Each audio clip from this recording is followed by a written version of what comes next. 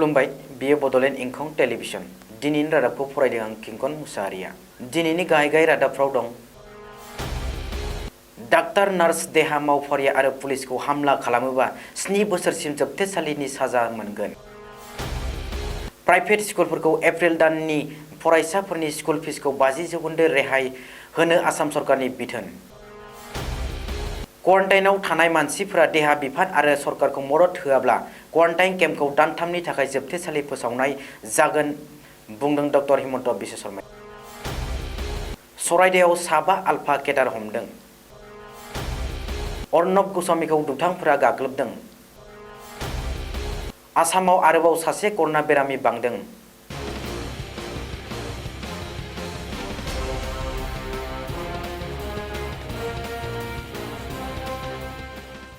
दानिया आबुं रादाब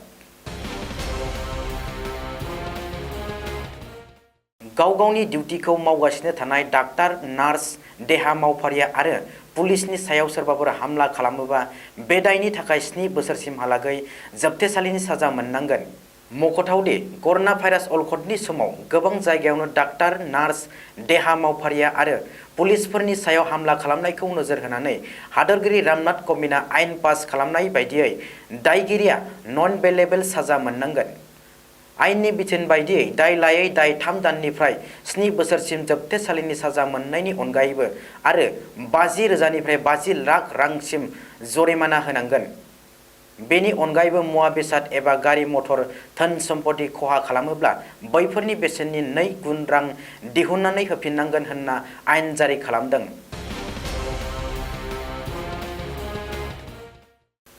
करोना भाइरास अलखदनि थाखाय आसामनि गासैबो प्राइभेट स्कुलफोरखौ फरायसाफोरनि एप्रिल दाननि मासुलखौ 50% रेहाय होनो थामहिनबा 50%ल' लानो बिथोन होदों आसाम सरकारा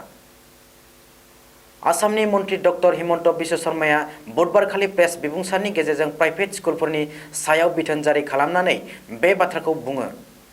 मन्त्री शर्माया बुंबावोदि बे समाव प्राइभेट स्कुलफोरनि फोरोंगिरि मावफारियाफोरनि दान बान्थाखौ दानख'नो मोननाय नङा आरो स्कुल फिसखौ बारायनोबो मोननाय नङा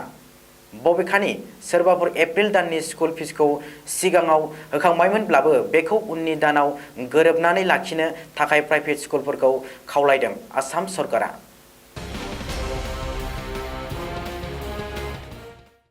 सुरुजाय स्टेडियामाव बानायनाय क्वारन्टाइन केम्पआव थानाय मानसिफोरा देहा बिफाननि मावफारिया आरो सरकारनि हाबा हुखाखौ मदद होआब्ला क्वारन्टाइन केम्पखौनो दानथामनि थाखाय जोबथेसालि खालामनो गोनां जागोन होनना देहा मन्त्री डक्टर हिमन्त बिश्व शर्माया बुंदों मख'थावदि सुरुजाय स्टेडियामाव बानायनाय क्वारन्टाइन केम्पआव खमैबो 1000 मानसि क्वारन्टाइन खालामनानै दोनदों बिसोरनि गेजेराव माखासेया देहा बिफान आरो सरकारनि हेंथायै अजद होनानै मंगलबारखालि ससियेल मिडियाफोराव पोस्ट होयो बेनि जाउनावनो मन्त्री डक्टर हिमन्त बिश्व शर्माया बुधबारखालि सुरुजायनि क्वारन्टाइन केम्पआव नुजाथि होयो आरो ससियेल मिडियायाव सरकार आरो देहा बिफानखौ अजद होनानै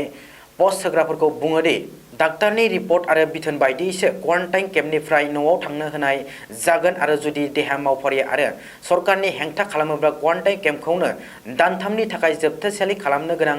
जागोन सरकारा थांनाय हराव आपार आसामनि सराइदेव जिल्लानि आसाम अरुणाचल प्रदेश सिमनायाव आलफा उदांनि साबा थिउरियाफोरखौ हमनो हादों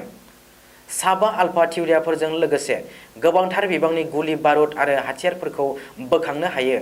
सुलुङाव मिथिनो मोननाय बादिब्ला स्रोत सुलुंनि जोहै बुधबारखालि बेलासियाव सातिनागुरि ओनसोलनि थाइराय गामियाव आलफानि साबा थिउरियाफोरा मोनसे नखराव थाफैनायनि खौरां मोननायनि उनावनो सराइदेव पुलिस आरो आर्मिया जथाय अपारेशन खालामो आरो थिउरियाफोरखौ हाथियारजों लोगोसे हमो बबेखानि हमनायनि उनावनो साबाखौबो COVID-19 टेस्ट खालामनाय जायो होननानैबो मिथिहोदों हमजानाय साबा आलफा थिउरियाफोरा एसएस सार्जेन्ट मेजर अपूर्व गगৈ एबा आरोहन Assam SS sergeant major सीमंत Gogoi एबा माइना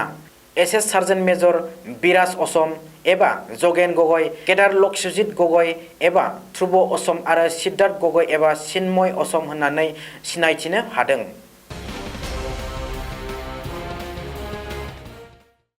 रिपाब्लिक मीडिया नेटवर्कनि एडिटर इन चीफ अर्नब गस्वामीखौ थांनाय हराव दुथांफोरा गाग्लोबदों स्टुडिअनिफ्राय गावनि न'आव थांफिननाय समावनो न'नि 500 मिटार गोजानाव दुथाङा अर्नब गस्वामीखौ गाग्लोबदों। सुलुङाव मिथिनो मोननाय बादिब्ला अर्नबजों लोगोसे बिनि टय'टा कर'ला काराव बिनि बिसि आरो रिपाब्लिक टिभिनि एडिटर सामिया ब्राटा राय गस्वामीयाबो दंफायोमोन। बे जाथायनि उनाव अर्नबनि सिकिउरिटिया दुथांखौ हमनो हायो आरो मुम्बाइ पुलिसनो गथायनानै होयो। बबेखानि बे जाथायनि आन्दोआव कंग्रेसनि आखाइ दं होननानै सन्देह खालामनाय जादों। कर'ना भाइरासजों सन्देरजानाय एबा कभिड-19 पजिटिभ टेस्ट मोननाय सुबुङा आसामाव आरोबाव सासे बांबाय। दिनै धुबुरी जिल्लानि बिलासिपारायाव सासे सुबुंनाव कभिड-19 पजिटिभ टेस्ट जादों। बेजों लोगोसे आसामाव कर'ना भाइरासजों सन्देरजानाय बेरामिनि सानखोआ 35 सिम बांहैबाय। सावस्रि मन्थ्रि हिमन्त बिश्व शर्माया दिनै गावनि अफिसियेल टुइटार एकाउन्टआव टुइट खालामनानै बे रिपर्टखौ फोसावदों। बबेखानि दिनै आसामाव आरोबाव सासे कभिड-19 पजिटिभ टेस्ट जानाय बेलासिपारानि सुबुङा दिल्लीनि जामालुद्दिन मार्काजजों सोमोन्दो गैयामोन। नाथाय बियो कर'ना भाइरासनि हटस्पट गुवाहाटी आटगाव मस्जिदजों सोमोन्दो दं। जामालुद्दिननिफ्राय फैनाय सुबुंखौ लोगो हमनायनि जुनैनो बै सुबुंनाव कर'ना भाइरासआ सन्देरदों होननानै सन्देह खालामनाय जादों।